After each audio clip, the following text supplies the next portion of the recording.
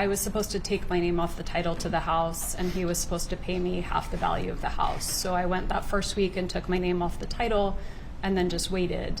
And when I reached out, when it was time for him to pay what he owed, he said, "I'm not going to pay it."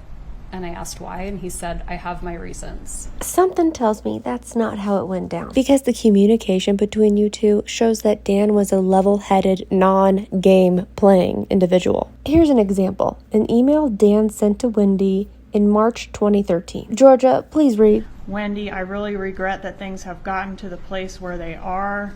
Do you think we could try to resolve more issues directly with each other to prevent so much of the unnecessary tension and cost?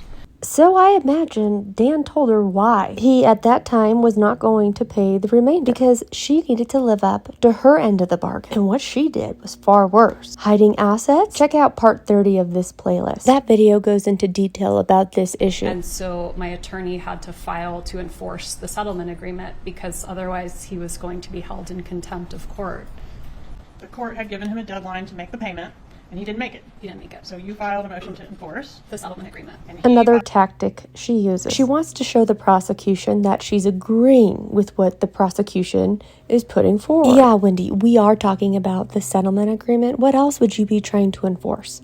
The court had given him a deadline to make the payment, and he didn't make it. He didn't make it. So you filed a motion to enforce, The settlement agreement. and he filed a counter motion saying, well, I'm not paying because she's in violation for all these different things. Remember that? She's trying to skirt around what Georgia's trying to put down, so she throws in another jab at gibbers. I do, and then he accused my attorney of committing fraud. One of his big complaints was failure to facilitate the communication agreement, where I guess you all had some type of agreement to provide Skype calls with the kids to each other when you didn't have the children. Do you remember him complaining about that?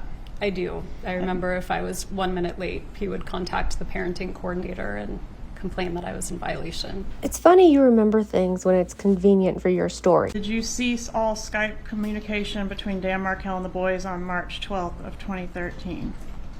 I don't remember that, no. Tab 54, please. Well, she did, and Georgia is going to show her. Another thing the Adelsons like to do is blame everything on their attorneys. Keep in mind that your attorney will never do anything without conferring with you first. You give the final sign-off of approval. It looks like my attorney advised me to do that. Did you cease all Skype conversations between Dan Markell and the boys? Again, I don't remember. It's been a very long time. But if my attorney advised me to do it, then I probably did it. But you remember a complaint that Dan continuously made about your Skype tardiness. Something tells me he wasn't upset about you being a second late, Wendi. It's just a gut instinct I have after observing your behavior for the last 6 years and seeing the truth starting to reveal itself, which it always does. So, Wendi, it seems like you don't remember things that are detrimental to your story, but you are sharp as a tack to bring up points when the truth is starting to make you look pretty shady. I was always trying to play nice. Really? So you were threatening to hold him in contempt of court. I wasn't threatening to hold him in contempt. That's what my lawyer filed. That's what happens Well, when your lawyer represents you. She does, but I wasn't threatening him. Well, that motion is threatening him.